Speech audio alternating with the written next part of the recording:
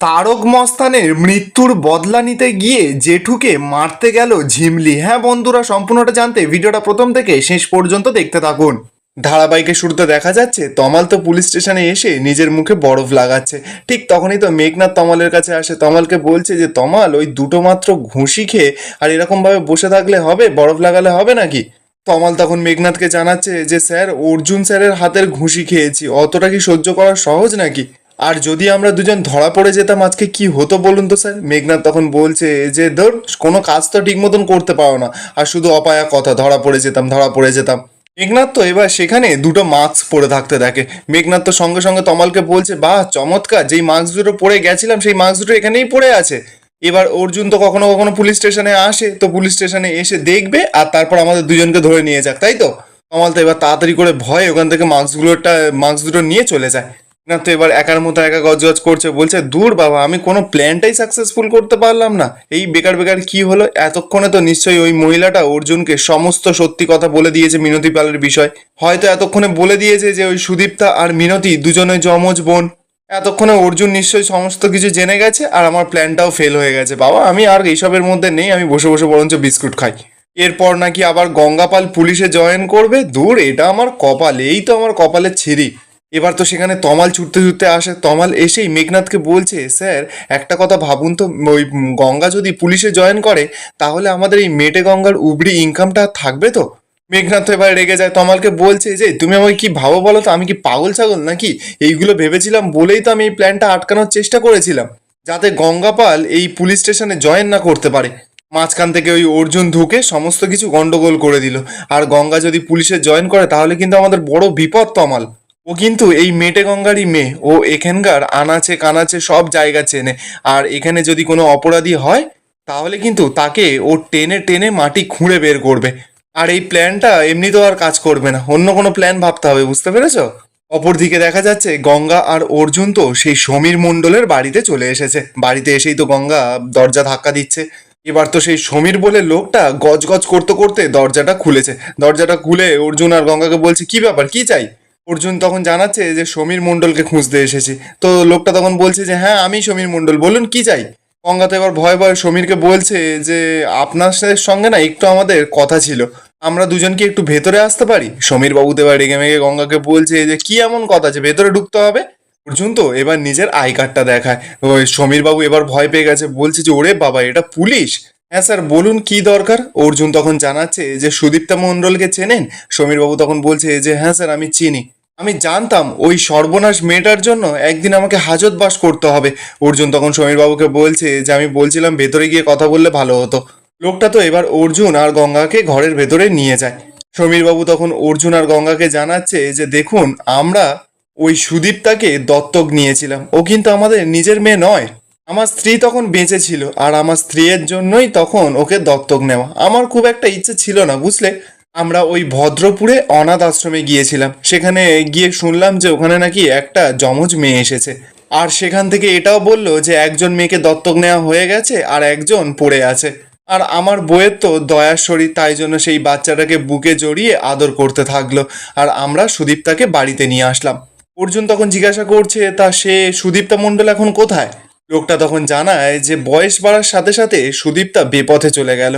আর তারপর আমার স্ত্রী মারা যায় আর আমি একা কাজে চলে যেতাম আর সুদীপ্তার পাখনা গজালো। ওই কুখ্যাতি অপরাধী তারক তার পাল্লায় পড়লো।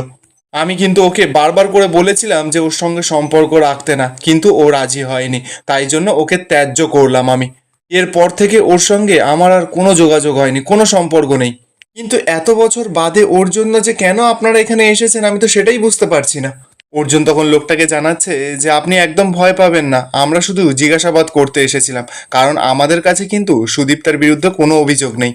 তারক সে তো কবেই মারা গেছে। অর্জুন তো এবার সুদীপ্তার ছবি বের করে, সুদীপ্তার ছবিটা বের করে ওই লোকটাকে দেখাচ্ছে। লোকটা তখন বলছে যে হ্যাঁ, এই হচ্ছে সুদীপ্তা। অর্জুন তো এবার সমীর বাবুকে বলছে যে আমি কিছু কথা আপনার রেকর্ড করব, ঠিক আছে, আর আমি প্রশ্ন করব, সেই প্রশ্নগুলোর উত্তর দেবেন। তো এরপর অর্জুন প্রশ্ন করা শুরু করে দেয় আর সমীর বাবু সমস্ত উত্তরগুলো দেয়। অর্জুন তো এবার সমস্ত কথাটা বলে গঙ্গাকে সাইডে নিয়ে আসে। গঙ্গাকে বলছে যে গঙ্গা, এটা তো তাহলে পরিষ্কার হয়ে গেল যে তোমার মা আর সুদীপ্তা মণ্ডল দুজনে কিন্তু আলাদা মানুষ।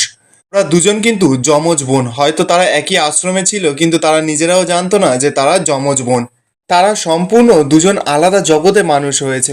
গঙ্গা তখন বলছে, তাহলে কি এটা আমরা সকলের সামনে বোঝাতে পারবো স্যার? অর্জুন তো এবার গঙ্গাকে বলছে, ঠিক আছে দাঁড়াও, আমি ফোন করে সমস্ত খোঁজ খবর নিচ্ছি। বেশ কিছুক্ষণ পর অর্জুন ডিজি স্যারের সঙ্গে কথা বলে গঙ্গার কাছে আসে। গঙ্গাকে বলছে, গঙ্গা শোনো, আমাদের এক্ষুনি ডিজি স্যারের কাছে যেতে হবে, ডিজি স্যারের সঙ্গে কিন্তু কথা বলা হয়ে গেছে। অর্জুন তো এবার সমীর বাবুকে বলছে যে আপনাকে অসংখ্য ধন্যবাদ, আপনার স্টেটমেন্টটা আমি নিয়ে নিয়েছি, সেগুলো আমি থানায় গিয়ে জমা দেব, কিন্তু যদি অফিসিয়ালি আপনাকে ডাকা হয় আপনাকে কিন্তু একবার থানায় যেতে হবে। আপনার এতে কোনো আপত্তি নেই তো? সমীর বাবু তখন বলছে যে না না, আপত্তি থাকবে কেন, আমি কি কোনো মিথ্যা কথা বলেছি নাকি যে আপত্তি থাকবে। এরপর দেখা যাচ্ছে গঙ্গা আর অর্জুন ওখান থেকে বেরিয়ে যায়। অপরদিকে জেঠু চলে গেছে ডিজি স্যারের অফিসে। ডিজি স্যার তো জেঠুকে বলছে যে কিন্তু ওদের মুখের কথায় তো কিছু হবে না, প্রমাণ চাই। ওই মিনতি পাল আর সুদীপ্তা যে আলাদা মানুষ সেটার তো প্রমাণ করতে হবে। জেঠু তো এবার ডিজি স্যারকে বলছে যে অনিমেষ তুমি একটু ওয়েট করো, দেখো প্রমাণ আসছে, ওরা নিয়ে প্রমাণ এক্ষুনি আসলো বলে। তবে আমি তোমাকে একটা কথা বলি, তুমি এই অ্যাপয়েন্টমেন্টটা ক্যান্সেল না করে ধৈর্য ধরে একটু তদন্তটা করতে পারতে। ঠিক তখনই দেখা যাচ্ছে যে সেখানে অর্জুন চলে আসে।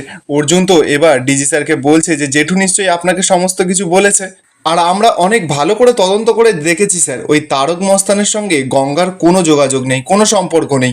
আর এই যে এই ছবিটা হচ্ছে সুদীপ্তা মণ্ডলের, মানে মিনতি পালের যমজ বোন।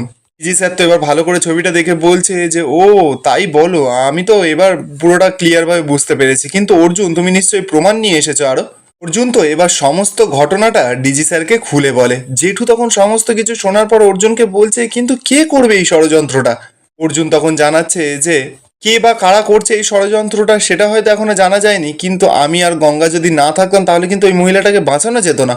স্যার আমার কিন্তু প্রথম থেকে মনে হচ্ছিল যে এই মিনতি পালের কোনো যমজ বোন রয়েছে বা ওর মতন দেখতে কোনো মহিলা রয়েছে, সেটাই কিন্তু শেষমেশ সত্যি হলো। আর আমি চৈতালি ম্যাডামের কিন্তু বয়ানটা রেকর্ড করে নিয়ে এসেছি। অর্জুন তো এবার গঙ্গাকে পেন ড্রাইভটা দিতে বলে। পেন ড্রাইভটা তো গঙ্গা ডিজি স্যারের হাতে তুলে দেয়। ডিজি স্যার তো এবার চৈতালি ম্যাডামের সমস্ত ভিডিওটা খুলে দেখতে থাকে। অর্জুন তো এবার চৈতালি দাস বর্মনের সেই ডায়েরিটা নিয়ে এসেছে, ওটা ডিজি স্যারের হাতে তুলে দেয়, দিয়ে বলছে যে এটা হচ্ছে চৈতালি দাস বর্মনের ডায়েরি, এখানে সমস্ত তথ্য লেখা আছে। আর এই ডিটেলসগুলো নিয়েই কিন্তু আমরা সমীর মণ্ডলের বাড়িতে যাই, আর সেখানে গিয়ে কিন্তু ব্যাপারটা পুরো জলের মতন ক্লিয়ার হয়ে যায়। অর্থাৎ একটা অনাথ আশ্রমে দুটো যমজ বাচ্চা আসে, একটা বাচ্চাকে নিয়ে যায় গোপাল দাস আর তার নাম দেওয়া হয় মিনতি, আর অন্য আরেকটা বাচ্চাকে নিয়ে যাওয়া হয় সমীর মণ্ডল আর তার নাম দেওয়া হয় সুদীপ্তা। আর ওই সুদীপ্তা মণ্ডলই পরবর্তীকালে তারক মস্তানের সঙ্গে জড়িয়ে পড়ে। তার বাবার সঙ্গে কথা বলে আমরা জানতে পেরেছি যে সুদীপ্তা মণ্ডল ওর বান্ধবী ছিলেন, মানে তারক মস্তানের। আর সেই কারণে তার সঙ্গে তার মেয়ের কোনো যোগাযোগ নেই, কিন্তু মিনতি পাল সম্পূর্ণ নির্দোষ। মিনতি পালের সঙ্গে কিন্তু তারক মস্তানের কোনো যোগাযোগ নেই। এই ছবিটা সুদীপ্তা মণ্ডলের। আর গঙ্গা কিন্তু মিনতি পালের অ্যাডপ্টেড মেয়ে, সেটা মিনতি পাল নিজের মুখে বলেছে। তাই কোনোভাবেই গঙ্গা তারক মস্তানের সন্তান তো হতেই পারে না। জেঠু তো এবার সমস্ত কিছু শোনার পর অনিমেষ মানে ডিজি স্যারকে বলছে যে গঙ্গা কিন্তু এই চাকরিটার যোগ্য অনিমেষ। ডিজি স্যার তো এবার অর্জুনকে বলছে যে আচ্ছা অর্জুন, সুদীপ্তা মণ্ডল কি কোনোভাবে খুঁজে পাওয়া যেতে পারে? দেখো তাহলে কিন্তু সমস্ত প্রবলেম সলভ হয়ে যায়, তাহলে আর কোনো সন্দেহই থাকে না। গঙ্গা তো এবার ঘাবড়ে যায়, অর্জুনকে বলছে যে হে বাবা ভোলেনাথ, এখনো আরও প্রমাণ লাগবে, এখন আমরা ওই সুদীপ্তা মণ্ডলকে কোথায় খুঁজে পাবো? আর এখানেই আজকের এপিসোডটা শেষ হয়ে যায়। আপনাদের কি মনে হচ্ছে, সুদীপ্তা মণ্ডলকে কি খুঁজে বের করে গঙ্গা পুলিশের চাকরিটা পেতে পারবে? কমেন্টে আপনাদের মতামত অবশ্যই জানাবেন, আর ভিডিওটা ভালো লাগলে চ্যানেলটা সাবস্ক্রাইব করে যাবেন।